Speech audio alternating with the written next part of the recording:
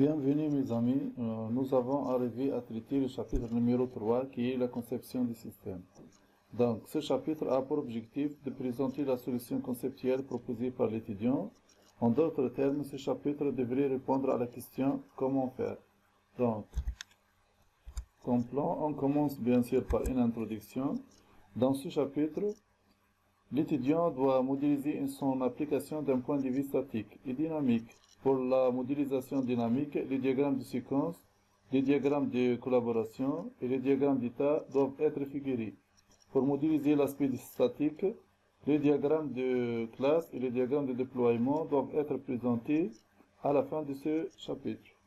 Donc, comme deuxième élément, nous avons parlé de modélisation dynamique. C'est-à-dire, on doit parler de diagramme de séquence. Le diagramme de séquence est un diagramme d'interaction dont le but est de décrire comment les objets collaborent au cours du temps et quelles responsabilités ils assument, et décrit un scénario d'un cas d'utilisation.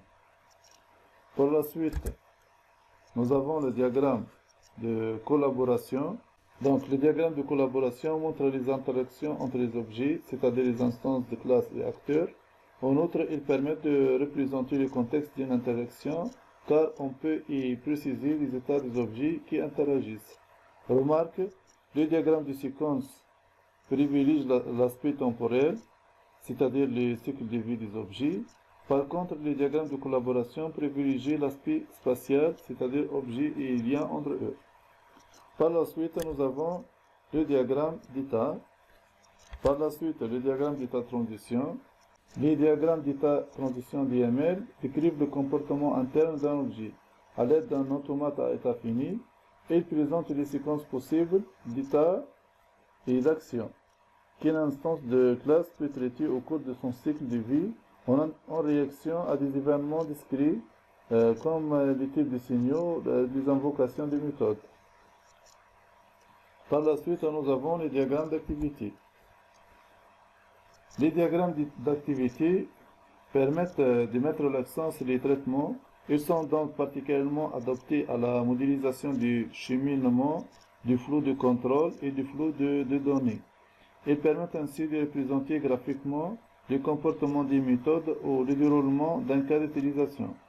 Bien sûr, il faut faire attention que les diagrammes d'activité sont relativement proches des diagrammes d'état transition, dans les représentations bien sûr. Mais leur interprétation est sensiblement différente. En fait, la différence principale entre les deux diagrammes est que le premier met l'accent sur le flot de contrôle d'un objet à l'autre, tandis que le second insiste sur le flot de contrôle d'une activité à l'autre. Maintenant, on arrive au troisième élément qui est la modélisation statique. La modélisation statique commence par donner le diagramme de classe. C'est-à-dire dans cette partie, on va dresser le diagramme de classe de la future base de données. Attention bien sûr que les diagrammes de classe doivent comporter les attributs, c'est-à-dire son nom et son type correspondant. Et bien sûr, il faut donner aussi les méthodes. Par la suite, nous avons le modèle relationnel comme PT3.2. Ici, ça sera dressé le modèle relationnel de la base de données en expliquant préalablement les règles de passage. Par la suite, nous avons un dictionnaire de données. Le dictionnaire de données sera représenté sous forme d'un tableau qui contient les colonnes suivantes, comme en tête. Nom de la colonne, le type de la colonne, la taille, s'il s'agit obligatoire ou non, son valeur par défaut, les valeurs proposées, s'il s'agit d'un clé primaire ou étrangère, et bien sûr le nom de la table auquel appartient.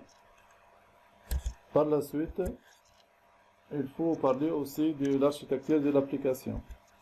En parlant de l'architecture logicielle, c'est-à-dire où on va dresser les diagrammes de composants qui donnera un aperçu sur l'architecture logicielle de l'application qui a été développée ou bien le site web ou n'importe quoi. Par la suite, il faut parler aussi de l'architecture matérielle.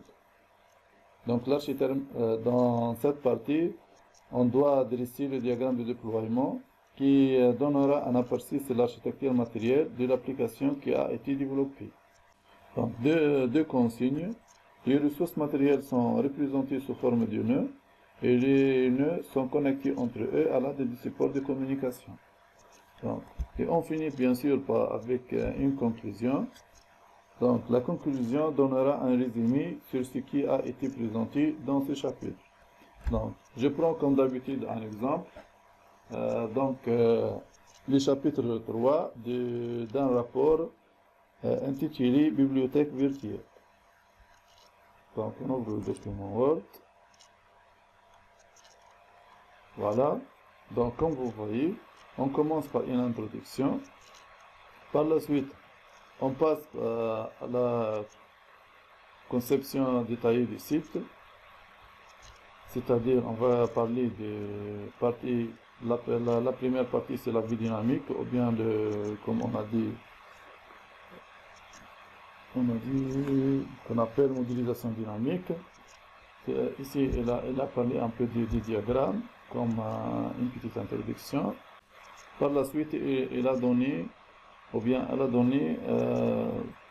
les diagrammes correspondant aux différents ou bien aux principaux cas d'utilisation. Donc, un membre doit saisir son login et son mot de passe sur l'interface d'authentification, puis il envoie ou bien pour cliquer pour vérifier. Donc, un contrôle sera fait. Et par la suite, ou bien le contrôleur va demander à la table client qui se trouve dans la base de données si ces informations sont correctes, ou bien si ce membre est inscrit, ou bien a l'autorisation de consulter cette table ou d'entrer dans son espace. Deux cas de figure, soit les informations saisies sont validées, à ce moment, confirmation effectuée, donc information validée, le contrôle va afficher sur l'interface, par exemple, bienvenue dans votre espace. Sinon, si les informations sont invalides, donc à ce moment-là, un message d'erreur va être affiché s'il s'agit par exemple d'un login ou mot de passe sont incorrects. Par la suite, nous avons aussi par exemple ça sur le diagramme de cas d'utilisation s'inscrire, c'est-à-dire un visiteur. On a dit ici, on a bien mentionné que l'acteur c'est un visiteur. Elle va activer l'inscription, c'est l'interface inscription. Un formulaire s'affiche. Elle va saisir ces informations, puis elle va créer son compte. Donc le contrôle à ce niveau est déclenché pour vérifier les données, c'est-à-dire syntaxiquement, s'il s'agit par exemple d'un email, si on a respecté le syntaxe d'un email, par exemple, ou bien la date de naissance, ou bien s'il s'agit d'un champ numérique, et ainsi de suite. Par la suite, ces informations vont être envoyées à la table client, puisque ce visiteur, après son inscription, il sera un nouveau client. Donc, c'est pourquoi ici on a dit que s'il s'agit d'un message d'erreur avant, il va afficher sur l'interface qu'il s'agit d'un message d'erreur, par exemple c'est un champ vide, ou bien les informations vont être envoyées à la base de données et à ce niveau, c'est-à-dire les informations sont correctes. Elles vont être enregistrées sur la base de données ou dans la table client exactement. Donc après l'enregistrement, l'SGBD va envoyer à notre contrôleur que l'enregistrement de compte a été effectué avec succès et le contrôleur va afficher sur notre interface que l'inscription effectuée avec succès comme un message d'information ou bien comme notification que votre inscription est prise en compte, ou bien pour afficher le succès de son enregistrement ou bien son inscription. Et le même pour ajouter un livre. Donc dans cette partie, on peut utiliser de 2 à 3 diagrammes différents pour bien expliquer cette partie dynamique. Par exemple, ici, on descend. Pardon, si vous voyez ici, par exemple, on traite un cas d'utilisation avec le diagramme de cas de transition. Et on prend le cas de l'inscription. Donc, au début, le visiteur va remplir un formulaire. Elle va cliquer sur le bouton s'inscrire. Ça, c'est l'événement qui déclenche l'inscription. Par la suite, à ce niveau d'inscription, bien sûr, des cas de figure, soit l'inscription effectuée avec succès, donc, et à ce niveau, on finit l'action d'inscription, soit on a un message d'erreur. Donc, dans ce cas, soit le message d'erreur, c'est-à-dire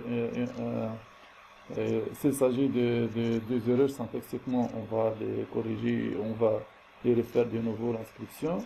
Sinon, on va finir, ou bien le système va vous obliger de ne pas poursuivre l'action d'inscription.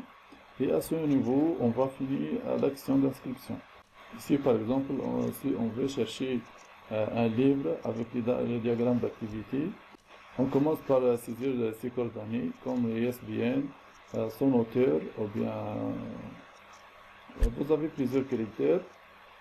Livre recherché, soit il existe, à ce niveau, elle va afficher la liste des livres, ou bien les livres adéquats à notre recherche, soit il n'existe pas, ou bien pas de livre. À ce niveau, il va soit vous afficher de nouveau la zone de recherche, soit on finit la recherche en cliquant quitter, par exemple.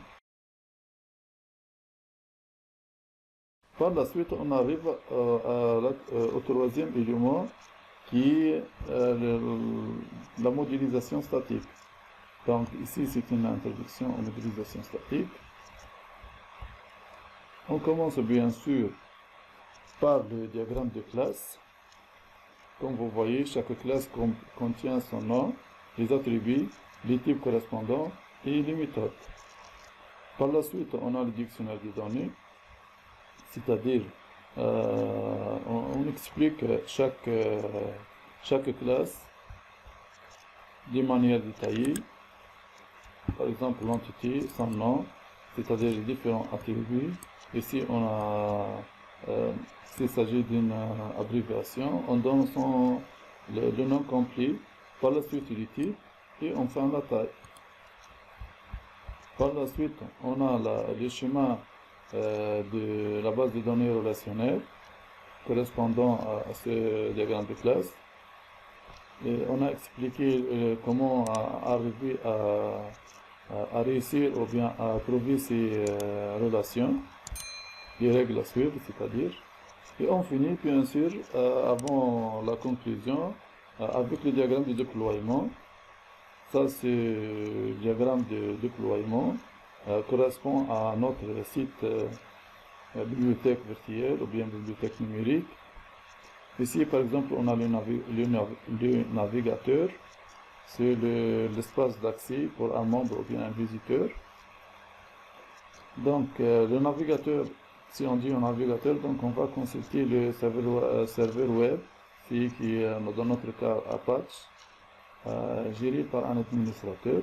Le serveur web Apache va utiliser comme serveur d'application PHP et un serveur de base de données MySQL, un SGBD MySQL. Donc ça c'est le diagramme de déploiement et on finit bien sûr, comme on a vu, par une conclusion qui donnera un résumé sur ce qui a été présenté dans ce chapitre, ou bien une ouverture vers le nouveau chapitre, ou bien le chapitre numéro 4, qui est la réalisation du système. Donc, la vidéo prochaine, ça sera sur le thème la réalisation du système. Donc, à la vidéo prochaine. Ici, n'hésitez pas de laisser vos commentaires si vous n'avez pas compris quelque chose. Et merci de partager cette vidéo avec vos amis. Et merci pour votre attention.